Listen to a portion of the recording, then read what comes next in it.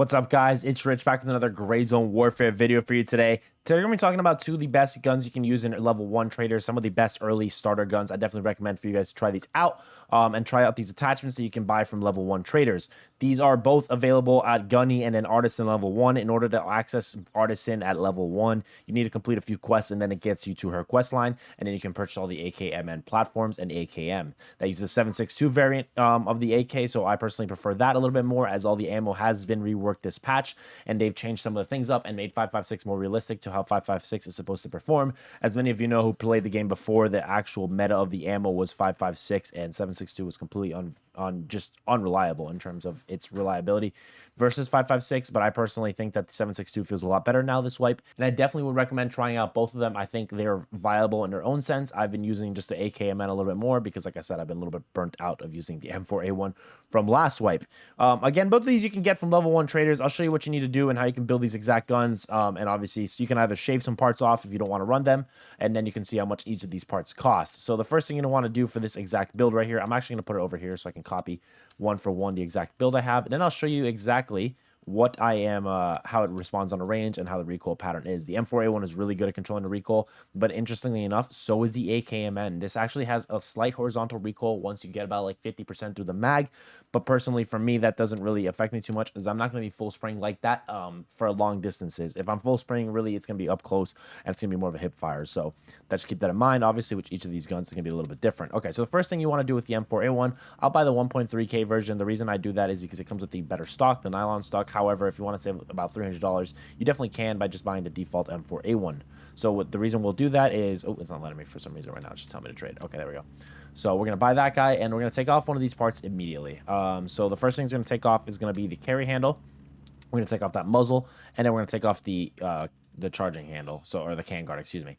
So, and we're also going to take off the charging handle. I just had that backwards. So the carry handle and the charging handle and the handguard are all coming off. So we're going to go back into Gunny, and then the things we're going to buy for it, so you guys can copy exactly what I have here if you want to get some of that better recoil. So you want to buy the F1.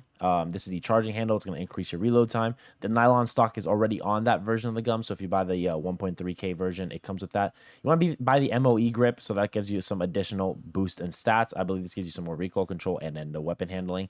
So that's nice to have that as well. Then you want to buy the M4 RAS grip. This gives you the ability to put a front handguard on there. And then you want to come up here, and then you want to buy the A2FH. You might be like, oh, but why don't you buy the KAC? Because it's more expensive. So if you actually look at these exact stats, it's going to be exactly the same. The reason you would buy the M4QD flash hider, the KAC, is for a suppressor, which you can't buy right now, so it really doesn't make any benefit to do that. However, if you do have a suppressor in your inventory, you might want to buy that, and then, or if you find one out in the wild, you can, and then you can use suppressors with that build. However, for this purpose of this video, I'm going to be using the A2 flash hider because it's just so much cheaper and it does get the same exact job done. Then you're going to want to buy the HS mount. This lets you mount the sight on there, the one that I was using, and then I'm going to use either T2 or T1 scope, whatever you prefer. So all of those right there should be everything I need, so we'll be able to drag all of those on here, and then we'll replace everything that we had previously. We didn't take the pistol grip off, so we'll have to do that, and we'll switch it with the one we just purchased, and then the handguard, and that should be everything I have right away in comparison to this guy from Gunny. Now the next thing you can purchase is going to be this RK5 grip. This is from Artisan level 1. Again, I want to preface that by saying that to get Artisan, you need to complete some quests in the game to get her, but not that many. I think it's like 10 or 15 quests into the game, maybe even less, that you get the Artisan quest line to be able to, it's still in the starter town, so that's how early on it is. You won't have to leave the starter town in order to get the Artisan quest line. So we'll go to vendors, we'll go to Artisan, and then we'll buy the RK5 grip. It doesn't make sense to buy the more expensive grip, which is the RK0, because if you look at the two here, you can actually compare their stats, and it's going to be the exact same stats, so you're not missing out on anything except you're saving a few bucks. So the RK5, we'll buy that, and then we'll throw that on the gun right here. So now we'll be able to compare the two.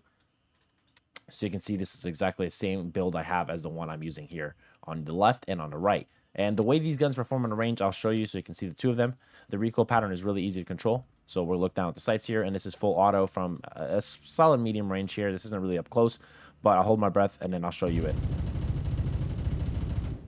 Again, this gun has a slight horizontal recoil control pattern when it gets later in the magazine. It's nothing crazy. However, it is noticeable. But again, if you're full auto spraying at that distance, I would recommend you don't do that. And I recommend you switch to more of like a burst pattern or more of a single tap fire, just because full auto at that range is a little bit harder to control. So if you notice, a full auto spray to burst fire is a lot more controllable there than a full auto spray. If you're full auto spraying, definitely recommend using it when you're in like close range and you're trying to hip fire. It's just gonna be a lot easier to try and take out your enemies from that point. So other than that, guys, that's the M4A1 platform.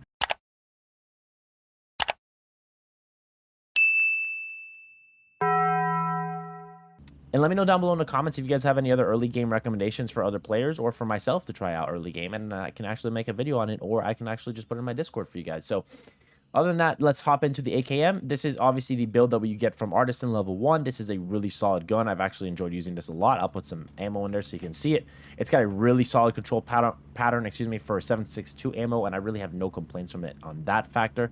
Again, the same thing applies with the M4A1. If you're full autoing at that distance, I wouldn't recommend it, because after a while it starts getting some serious horizontal recoil control trying to hold it down. It's not awful or anything that by any means of that, but I still think that you should definitely go for a more tap or burst fire with these guns when you're talking about medium to long range distances, just because it's going to be a lot easier to control. Obviously, single fire is going to be your best for recoil control, because you're going to be able to just control that after each shot. So 1, 2, 3. But when you're using full auto at like a medium range, you could try and burst fire it. It's definitely a lot more efficient than trying to hold down full spray, and you can get a lot more bullets down range. Again, same thing applies. Close range, you can definitely full auto spray it and not have to worry about it, because at hip fire, it's just going to be easy to control and your target's going to be right in front of you. So enough yapping about it on the range. Enough of that. This is definitely the one you want to try out if you're using a different M4A1 platform. So you're going to want to start with the AKMN. The reason you want to go for these two, either one of these, really, you might want to go for the AKMN just because it's going to be a little bit cheaper and the MOA is going to be the same, is the fact that it has a side mount. So the ability to mount the sights on the gun, because if you go with the standard AKM platform, you might look at this and be like, man, why can't I just buy the gun fully built like this? You could if you want these iron sights. This gun, if you notice on the side here, has no mounts in comparison to this guy right here. That will give you the ability to mount a sight onto the side of the gun. So for this video, I'm just going to make it quick. I'm going to buy the AKMN here, and then you can buy the AKMN as well, and then you can just transfer the parts over to it. It's a lot quicker this way, and it saves you a lot of time when you're trying to get back out to the fight if you're PvPing, or if you're dealing with other players. The biggest things you want to bring over are going to be the gas tube, the rear sights, the stock, and the pistol grip, and you can bring the mag as well. So once you've brought all of those over, then you can go back to Artisan. You can actually purchase a suppressor from her at level 1, so that's really good. This is one of the early game suppressors you can actually get with this PBS01, excuse me.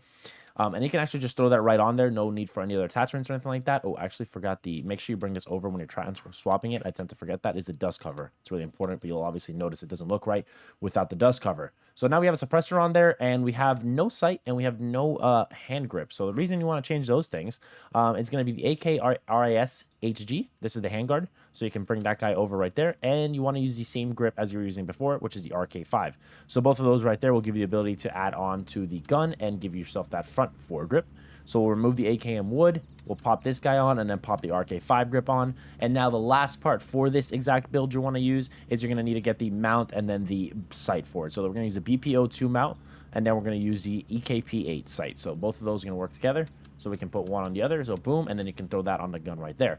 You can also get from Gunny level 1 some lasers or flashlights. So if you wanted to add some more attachments to the gun, you can.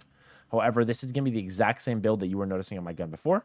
And this is a really solid early game option that you can actually get a lot of damage done and definitely take out players in AI with this build. This is a 7.62x39 ammo count, and it is a solid caliber. They definitely reworked the ammos because this ammo feels a lot better and a lot more efficient at killing players and killing enemies. Definitely worth your time to try out both of these. Again, everybody's gonna have some personal preference. I've been using the AKMN and M4A1. These are two of the best early game guns you can get, and these are also the best attachments you can throw on with those level 1 vendors. Again, everybody's gonna have their own specs and recommendations for it. If you want to save some money, you can take some of parts off, you can take sights off, you can take the suppressor off, but this is exactly the early game guns that I will recommend for you guys to try out. And if you guys do use these guns, let me know down below in the comments which one you're preferring and why. I'm very curious. I want to get some of the feedback from you guys and see, and then obviously work on the level 2 trader guns and level 3 trader guns, and we'll go from there. Also, again, guys, if this video helped you out, guys, make sure you guys drop a like. That would be tremendous, and a sub to the channel for future Gray Zone Warfare content. Hopefully you guys are enjoying the wipe. I've actually been really enjoying it. It's been really refreshing to hop back into the game and see all the quality of life changes that they made, and it's really, really solid in my opinion. I've really enjoyed it. They've really listened to the community and made a lot of good changes, and one of these big changes has been the ability to see the ammo bin balanced out a little bit better from the original update, from the launch update and the launch wipe we had. So hopefully this video helped you out, guys. I'll catch you guys later with more Gray Zone Warfare content, either live streaming or a video, and I'll see you guys later. Peace.